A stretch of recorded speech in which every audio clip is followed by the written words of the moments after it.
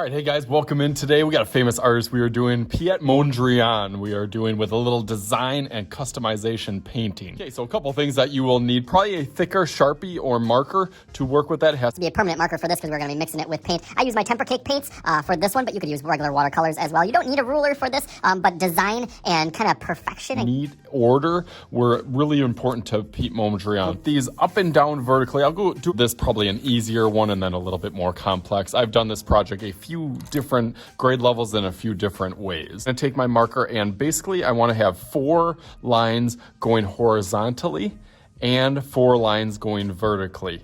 I'm gonna start with that with going up and down with mine.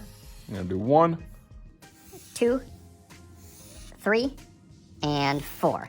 You can see that those do not have to be even by... Same thing with your 4 horizontal or sideways. 1.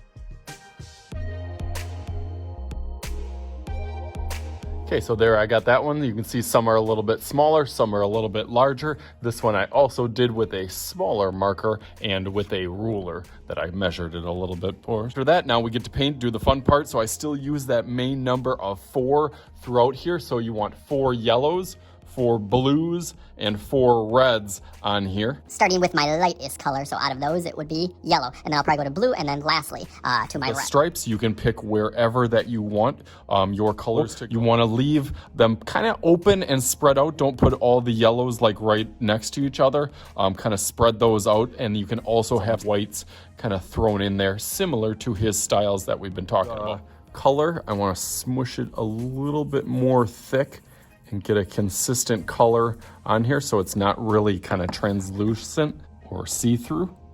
After I go how I do them, kind of taking my time, I kind of give it a frame first, and then I start to fill it, rub it back in there, and kind of keep consistent in those sections to give it a nice look. And then I'll go through the rest of them, kind of picking and choosing which ones I want to be yellow, blue, and red. Let's go through that real fast. All right, as we're going along here, just a little backstory and history with Piet Mondrian, an artist from the Netherlands, late 1800s and kind of into the 19th century.